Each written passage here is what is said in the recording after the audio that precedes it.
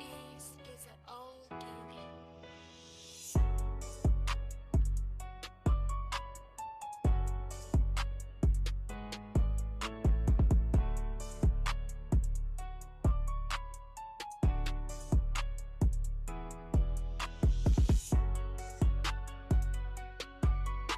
All right, welcome to another episode of Let's Talk Legacy Podcast. I'm here with my brother from another mother, my spiritual brother, been a blessing to my life. I'm excited to hear what he has to say about this topic.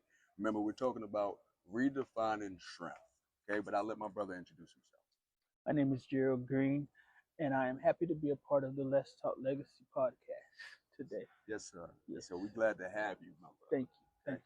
So, we talk a lot. We always talk about this topic, one-on-one. We talk, along the lines of understanding how we can set a path forward, not only for ourselves, but for the people that we love, we care about, right? But let's talk about this myth of strength, right? What we were taught. So, growing up, strength wasn't something that was handed to us, right? Or it wasn't really defined. It was more so a demand from your environment, right? So today, what we're trying to ask is, who taught us that, and what did it cost, right? And how did we make up in our mind to make a pivot for the better, right? Some people never pivot, right? But I'm curious about how this topic impacts you or have impacted you in your past. What have you learned on the way? Well, I'll give you a story. So in September, I had a medical emergency that required me to be hospitalized for 22 days. With that being said, I had to redefine what real strength is. I had to go through physical therapy after that because I couldn't walk while I was in the hospital. It was so bad to where I was on the bed rest and on the bed alarm, and I couldn't walk. Wow. You understand? Wow. So by the time I finished coming, out of physical therapy, I was able to run. Beautiful. So the healing process from being on a ventilator to in 22 days being able to run, that was a true definition of strength. Yes, it is. And so redefining strength is not necessarily about defining how strong someone is or about endurance, but it is more so about giving strength a new definition. Oh, I love that. I love that so much. Goodness gracious. So I guess tell me how, because I know that's a special event, and it sounds like a very deep event. A lot of things could have happened. So I can understand all of the avenues in which you needed to redefine strength, right? But tell me about maybe the cultural expectations outside of that event, right? Maybe during your childhood, there was some things in your environment, maybe in your household that impacted you and influenced you in a certain way. How did you recognize that it was influencing your emotional habits, and what did you do to pivot? So, in the house that I grew up in, I grew up with my mom, my two sisters, myself, and sometimes my aunt lived with us. My uncle lived with us at one point. So we've had a lot of people live in our house as a child.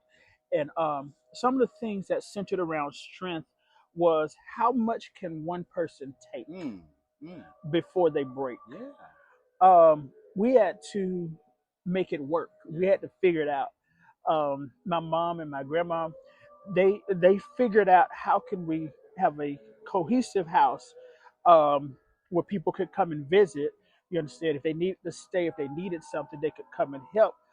We could help them out, but at the same time, also being structured and strong enough to where we could survive any of the challenges that came our way. I if if we had a problem with the car, or if somebody got sick or whatever like that, we had this we remained strong while taking care of our business, while taking care of everything else. And the cultural expectations on people is, especially on young black men and so forth, is that you need to be strong, and you need to have all this strength to endure all of this trauma and all of this all these problems and so forth. But in all honesty, you can get stronger physically, but mentally underdeveloped. Yeah, very true. And fighting a mental problem physically will only lead to more exhaustion. Absolutely. Major key. Yeah. Absolutely. And so a lot of things that my mom and my grandmother taught me as far as for strength and endurance and perseverance was we don't stop at no, we stop at complete. Mm. If you have something in your mind to do, if it's on your spirit to do, if it's a passion that you have, we don't stop at no, we stop at finish. Yes, sir. Because we want to complete the task and complete what we're doing. I remember my mom graduating from college. Yep. That's the perfect example. She didn't stop at no, she Yes. stopped at finished. Yes. And so showing me that it enabled me to go to college and think about my career as far as for what I want to do after college. Yep. Previously, before college, I was in hospitality and facilities management, Yep. which I did for about 9 years, and I enjoyed that job. But the strength to do that job came from that mindset of we stop at finished. I love that so much. And everything you said just now helps me understand you at a deeper level, right? It's like the village mentality you said your family had. Maybe was a justification you made in your mind to go into hospitality so you can take care of people. And that's amazing how that translation happens, right? And it sounds like it was a lot of good that came out of what your childhood entailed. Yes. I love that, man. I shared this story with you to show you how strength was demonstrated. At Aiken Tech, my grandmother was a teacher at Aiken Tech for over 25 years, and she taught math. And one day she was in her office and she had a medical emergency or whatever like that. And so she had to be rushed to the hospital. All right. When she got to the hospital, she said these words that stuck with me, and it stayed with me forever, and it still does stay with me. That if I die, I won't die here. That if I end, I will not end this way.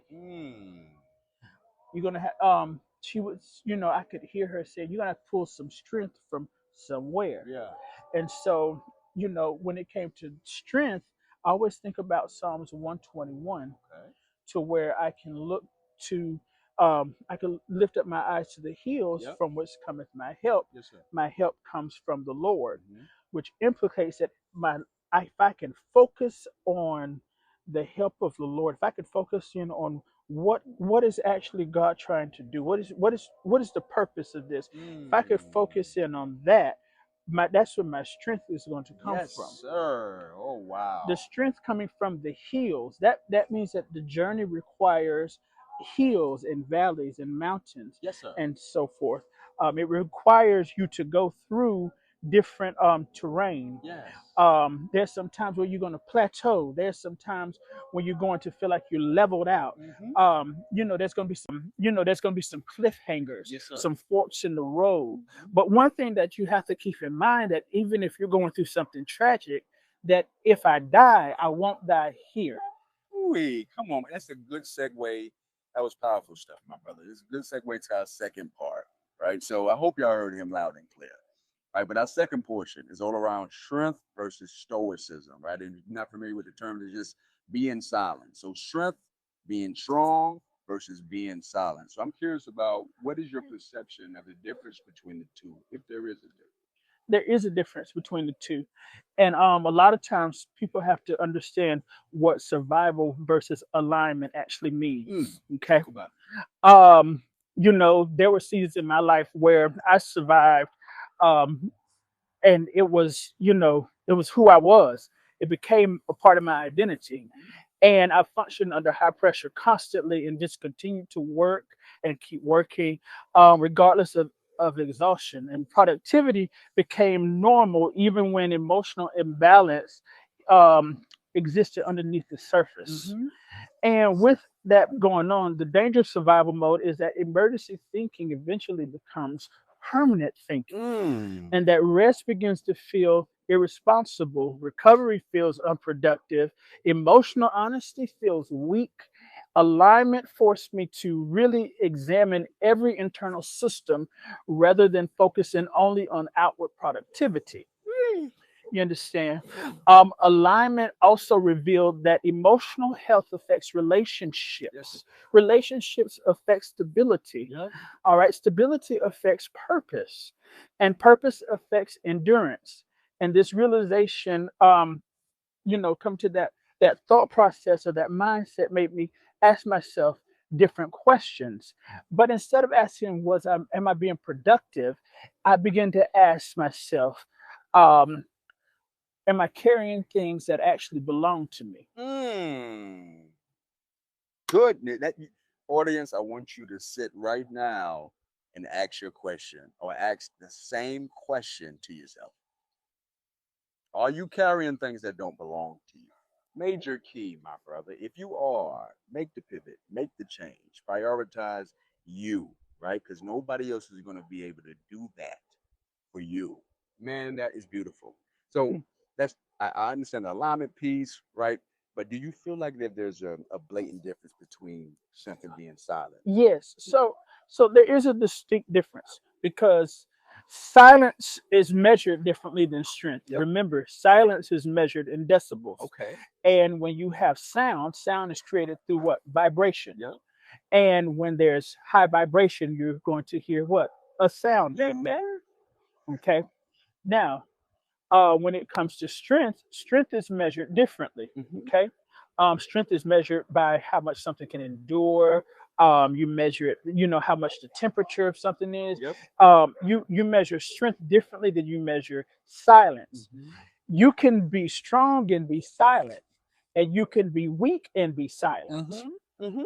You understand? Yeah. Silence just means that there's the absence of sound. Mhm. You understand? Nothing, there's no vibration that you can hear. Mm. Now sound is always going. It's just what vibrations you're able to really hear. Levels. Yep. Mhm. Yep. And everybody can't hear the words stop, change, integrate, um, you know, reevaluate. Everybody doesn't have that in their mind. They're not hearing that. Wow. They're hearing the voice of who they think they should be versus who they are. Wow. Oh my goodness, man. That was a mouthful. Thank you for that. So the question here is really, do you know who you are? And are you even working on getting to know who you are? Are you too busy being somebody that everyone else is expecting you to be? Another question to ask yourself, audience. Brother, powerful stuff, man. Powerful. Last portion, we're gonna go into this. Now we talked about a lot. We talked about the impacts of environment, childhood, and all those influences, right? And we talked about the difference between strength and stoicism, right? The fact that it can overlap each other, Mhm. right? But the last part, I think, is probably the most important part. Despite all of this that we have, how can we rewrite the script? So I think of rewriting the script in this manner, creating a system that is flexible enough to work for everyone. Now, with that, we realize that life is not linear. Yep. And so everyone starts where they're, where they are Yep. in life. Absolutely. Whether you feel like you're in the best conditions or whether you feel like you're in the worst conditions, you start off with changing the system. Yep. And so I introduced the adaptive alignment system. Okay. Tell us more about that one. Okay, so basically what this system entails is this system starts off with the reprogramming of the mind. Yep. First. If the mind is reprogrammed, then the body will eventually follow. What they say, if your mind changes, your behavior changes. Yep. So I'm going to introduce this system to you. Yep. Tell us more. I'm excited about this. Okay. Y'all listen up. Listen. So when it comes to the adaptive alignment system, I want you to think of it this way: it's an operational framework that is connecting strength, humility, discipline, and emotional awareness. Okay, and it's also helping with healing and the purpose into one complete structure. So healing is very important in this system. All right. The system begins with intentional definition. That's why you redefine strength. You understand? You give strength a new definition. All right. Truth, standards, direction, and purpose are established before movement actually begins. All right. I love it. And throughout the day, perception becomes perspective. Perspective requires recalibration. And recalibration creates adaptation. Adaptation creates what? Alignment. Yes, it does. Alignment, what determines velocity? Velocity determines destination. Wait a minute. The system that, this system of alignment has taught me that maturity is not perfection, but maturity is adjusting without losing identity. Woo! Okay? Come on. Another major revelation within this system is understanding that all areas of life function as interconnected systems. Yes, they do. All right? Emotional health affects physical consistency. It does. All right? Physical health affects mental clarity. Rest affects discipline. And relationships affects stability. All right? Purpose, it affects endurance. And the adaptive alignment system becomes philosophical as well as practical, because it creates a structure for leadership, emotional regulation, sobriety, healing, discipline, education, communication, and sustainability. Do something with this adaptive alignment system. It's too powerful not to use and make something real. And my man, he actually has a layout, right, of how you can actually do this immediately. And I don't know if you're able to share that with us. I am. My brother, go ahead and share it with So us. pretty much, so the way this system works, you start off just basically in the morning. All right. That's when you start your programming and your definition. Okay. So you first of all define truth. All right. You're out of your dreams. You've woken up. So now you have to let that go. You got to define truth. You're here today. Whatever circumstances you're going through, whatever is not going right, whatever is going right, define the truth. State the truth of what it is now, not what you think it should be or what you want it to be, but define truth. Then set a standard, not too high, but not too low either.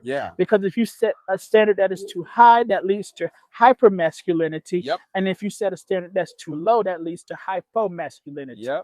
So that imbalance will off kilter the system. You have to define truth, set a standard, and then set direction. That's that velocity. You understand? Setting direction. What are we actually doing today?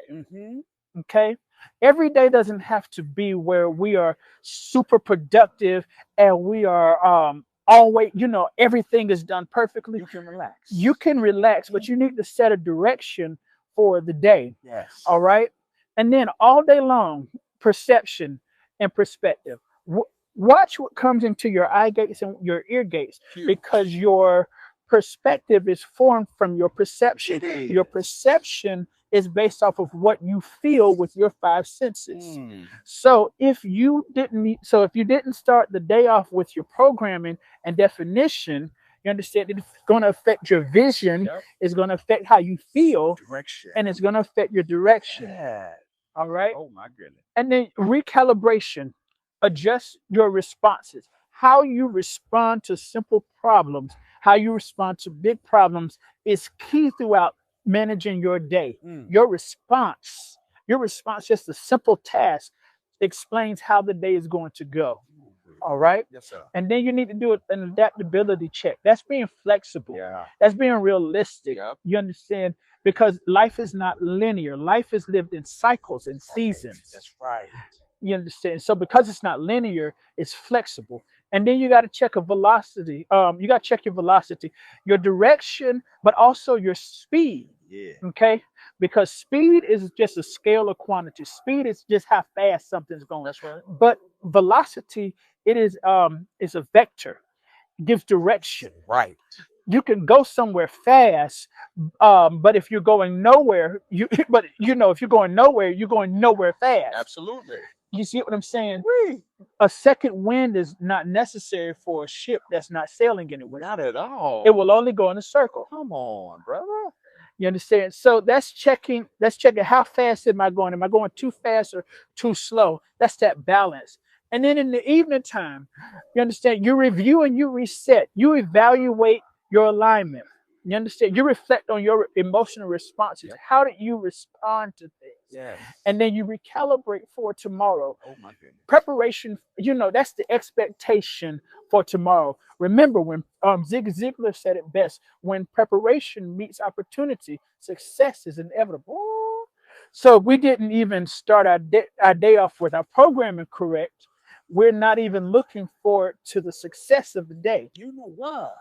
And I'm gonna tell you something else too. People say if you don't plan, you plan to fail. Absolutely. If you don't if you don't You fail to plan. plan, You plan. you plan to fail. Yes, sir.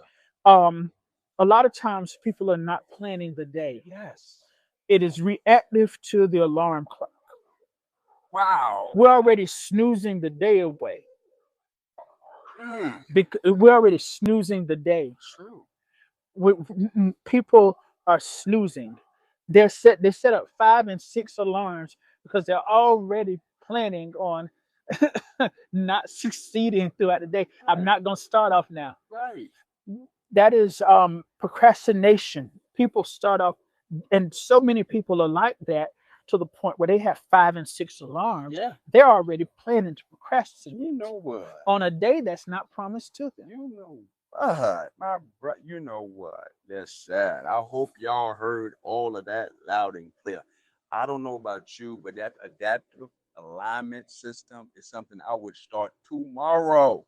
Okay? In the morning. Follow what my brother said. There's too many benefits to it. Yes. Now, Oh. now with that, you have the energy level alignment system that coincides with this, and this is for high energy. Okay, that's with maximum productivity, that's leadership tasks, that's creative output, and that's problem solving. Okay. All right. Now that is dealing with your kinetic and potential energy. Yep. All right. Kinetic energy, that is active energy. Yep. Potential energy, that's basically what you have in store. Right. All right. It's great to have ability, but performance is even better. Yes, sir. It's good to have that kinetic energy is that that's the performance. That potential energy, that's the ability. Right. All right. If you have the ability to perform but do not perform, then everything is incomplete. It means nothing. Incomplete leads to failure. Yes, sir.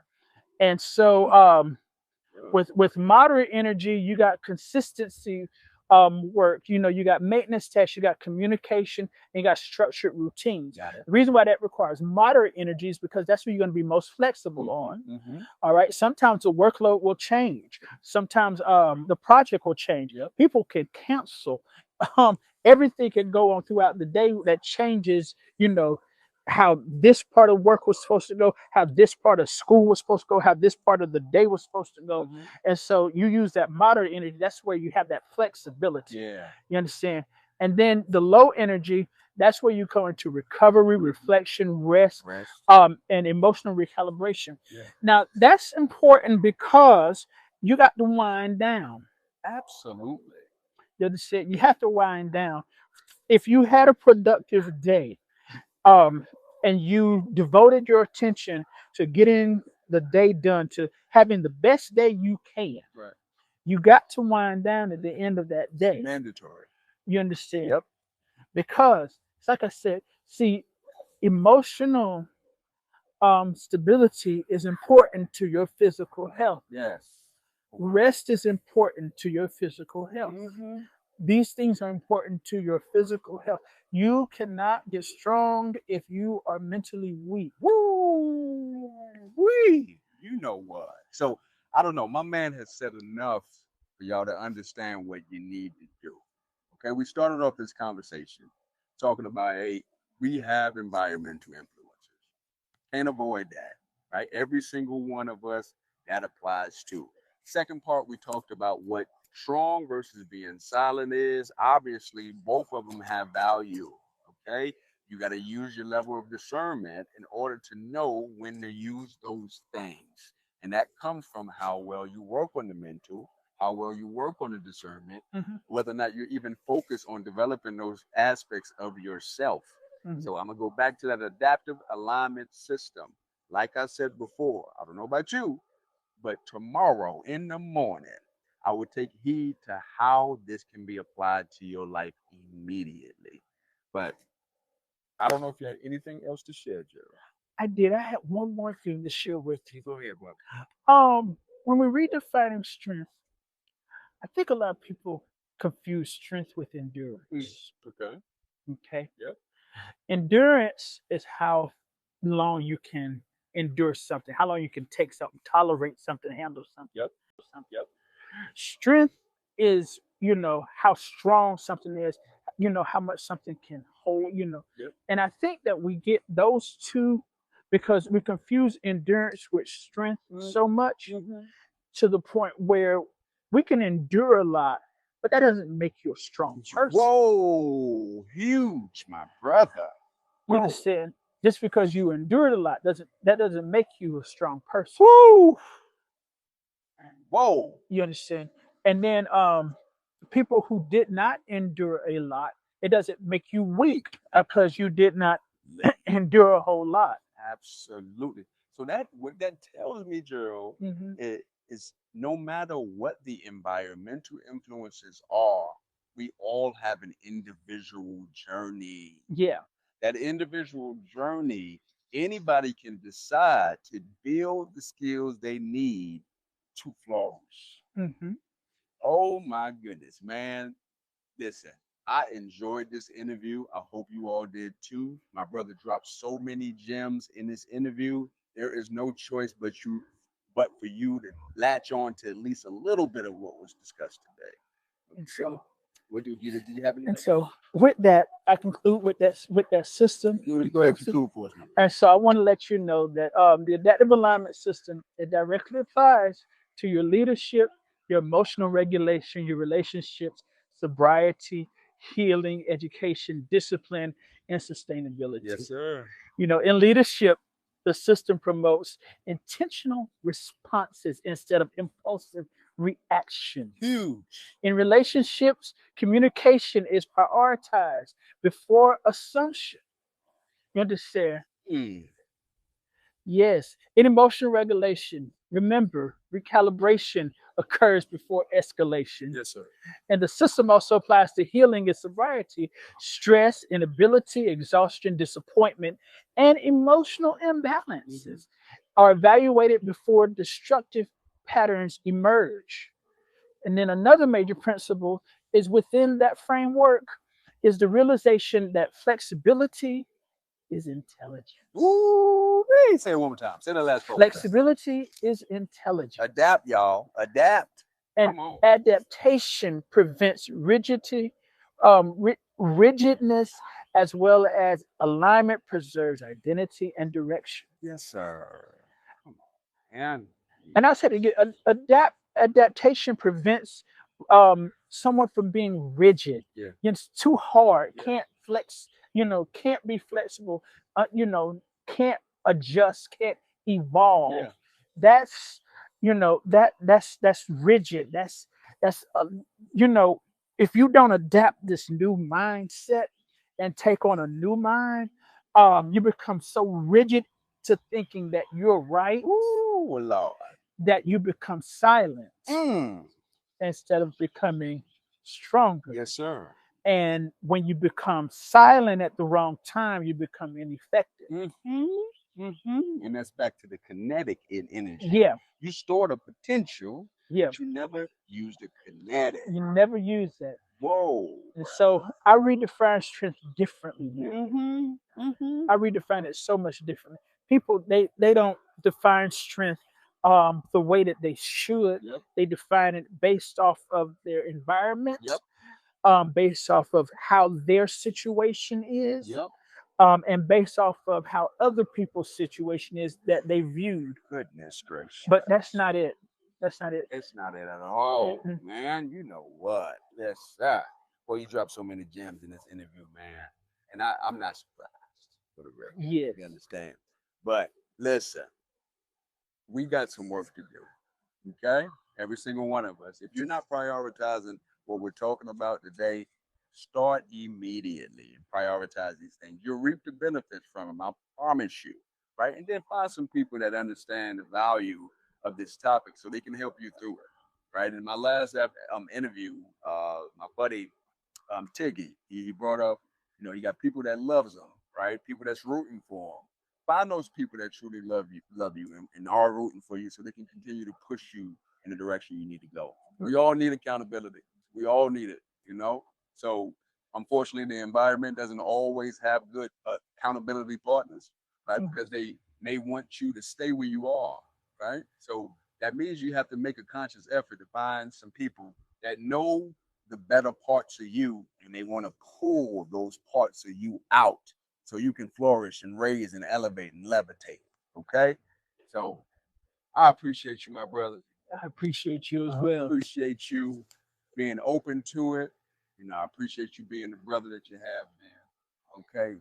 And like I said, if y'all want to hear more about that adaptive alignment system, let me know. We'll fill you in. We'll give you some level of guidance so you can start that immediately. Okay. If my brother doesn't have anything else. I enjoyed this Let's Talk Legacy podcast. Yes, sir. I enjoyed dropping these gems and knowledge and so forth. And I enjoyed having this opportunity to really talk about redefining strength. Man, my brother, you did an incredible job. And I tell you what, we got to do more of this. So more to come. Okay. So we're gonna let y'all go. And like I tell you all the time, get to work. All right. Love y'all.